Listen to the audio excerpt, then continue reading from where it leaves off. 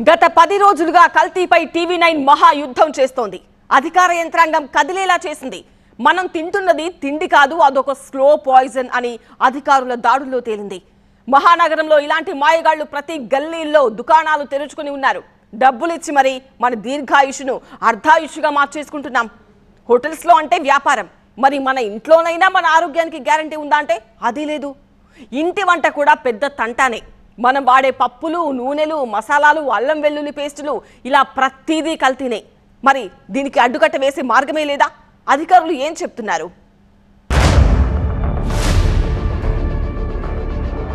హైదరాబాద్ కల్తీ కబేళాగా మారింది.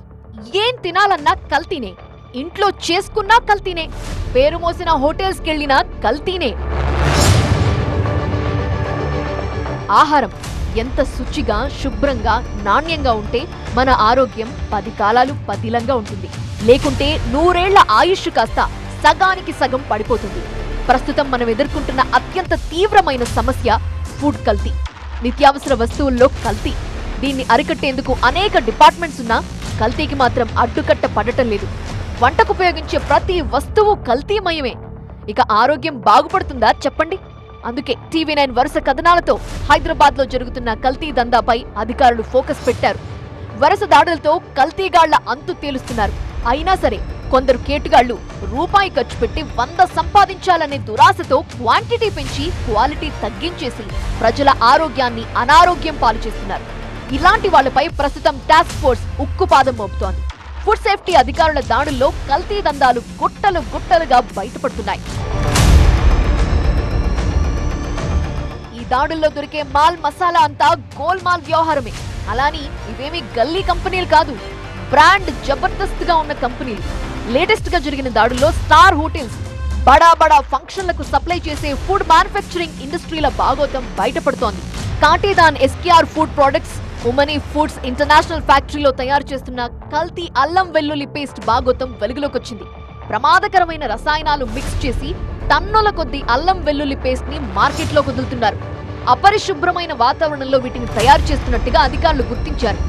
దాడుల్లో 50 కిలోల సింథటిక్ ఫుడ్ కలర్ ని అధికారులు సీజ్ చేశారు. Food safety standards authority of India నిబంధనలకు విరుద్ధంగా ఇక్కడ వ్యాపారం సాగుతున్నట్టుగా తనిఖీలో తేలింది. ఎస్కేఆర్, ఉమానీ ఫుడ్స్ 2 కంపెనీలకు సంబంధించి లైసెన్స్లని రద్దు చేశారు. అల్లం వెల్లుల్లి పేస్ట్ శాంపిల్స్ ని సేకరించి తెలంగాణ స్టేట్ ల్యాబొరేటరీ టెస్టింగ్ కి పంపించారు. ఒకసారి మనం తినే మసాలాలు, అల్లం వెల్లుల్లి లాంటి పేస్ట్లు ఎలా కల్తీ చేస్తున్నారో అధికారుల మాటల్లోనే వినండి. గ్రేటర్ హైదరాబాద్ మహానగరంలో ఫుడ్ సేఫ్టీ టాస్క్ ఫోర్స్ అధికారులు దాడులు ఎన్ని చేస్తున్నప్పటికీ కల్తీ దందా మాత్రం ఆగటం లేదు.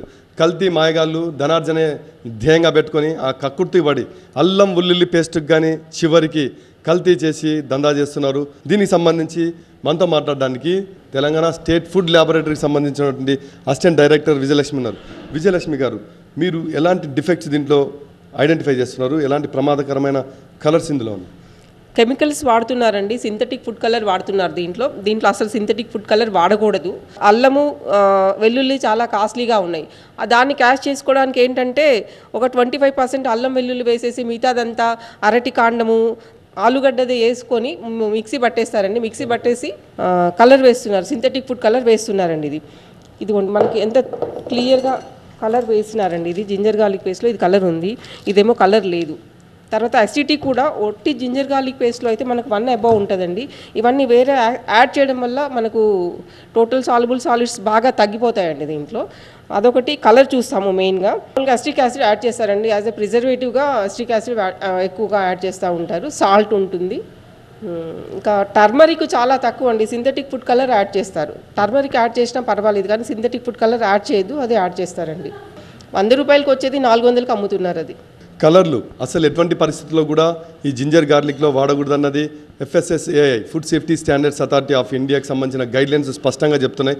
టీవీ9 ఒకటి జనాన్ని చైతన్యవంతం చేయడం, అందులో భాగంగానే నాణ్యత ప్రమాణాలతో కూడిన ఆహారం పదార్థాలే హోటల్స్లో కానీ మనం ఆహార పానీయాల్లో కానీ లభించాలన్నది ఒక కాన్సెప్ట్తో ముందుకెళ్తున్న నేపథ్యంలో ఎవరైనా కానీ ఫుడ్కు సంబంధించిన అడల్ట్రేషన్, కల్తీ జరిగిందని నిర్ధారించుకున్నా లేదా ఎక్కడైనా కల్తీలు జరుగుతున్నాయని తెలుసుకున్నా కానీ ఆ ఫుడ్ శాంపిల్స్ను ఇక్కడ ల్యాబ్లో అధికారికంగా టెస్ట్ చేసి దాంట్లో ఉన్న ఇంగ్రీడియంట్స్ దాంతో జరిగిన కల్తీ బండారిని మొత్తం కూడా బయట పెడుతూ ఒక రిపోర్ట్ను కూడా ఇక్కడ అధికారులు సబ్మిట్ చేసే అవకాశం ఉంది. విన్నారుగా, కేవలం 100 రూపాయల పేస్ట్ ని 400 రూపాయలకు, అది కల్తీ పేస్ట్, జనానికి అంటగట్టేస్తున్నారు. ఇక హోటల్స్, రెస్టారెంట్లు, సూపర్ మార్కెట్లపై ఫుడ్ సేఫ్టీ అధికారులు మెరుపుదాడులు చేశారు. జూబ్లీ హిల్స్, అమీర్పేట్లోని Uttaras tiffins, tips practice, Kings of Kababs తో పాటు మెహదీపట్నంలోని అబ్దుల్ బాయ్స్ హాస్టల్, మధురానగర్లోని universal Almat mandi kababs and biryani, యూసఫ్ గూడలోని రత్నదీప్ సూపర్ మార్కెట్లో ఫుడ్ సేఫ్టీ డిపార్ట్మెంట్ మెరుపు దాడులు చేసింది. FSSAI నిబంధనలకు విరుద్ధంగా వాటి నిర్వహణ జరుగుతుండటంతో నోటీసులు కూడా ఇచ్చారు. ఈ టాస్క్ ఫోర్స్ టీములు చాలా ఎఫెక్టివ్గా పనిచేస్తున్నాయి. ముఖ్యంగా ఫుడ్ బిజినెస్ ఆపరేటర్స్కి నేను చెప్తున్నది ఏంటంటే, మన ప్రజలు, మనమే కాకుండా మన ఇంట్లో వాళ్ళు కూడా ఆహారాన్ని తింటారు. కాబట్టి ప్రతి ఒక్కరు కూడా, రాష్ట్రంలో ఉండే ప్రజలందరూ కూడా ఆరోగ్యంగా ఉండాలంటే చాలా క్వాలిటీ అయిన ఫుడ్ని, సేఫ్ ఫుడ్ని అందించాలి. ఈ కల్తీ లేని ఆహారాన్ని ప్రజలకు అందించాలనే దృఢ సంకల్పంతో ఉండాలి. అంతేకాకుండా వాళ్ళు ప్రిపరేషన్ చేసే స్టాఫ్ కూడా మనము ఫాస్ట్ ట్రాక్ ట్రైనింగ్ ఇప్పిస్తున్నాం.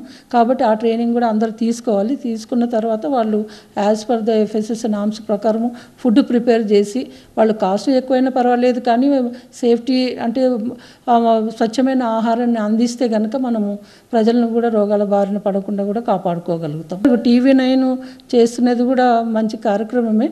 ఎందుకంటే ప్రజలందరికీ కూడా అవేర్నెస్ ఫుడ్ సేఫ్టీ మీద అవేర్నెస్ క్రియేట్ చేస్తుంది.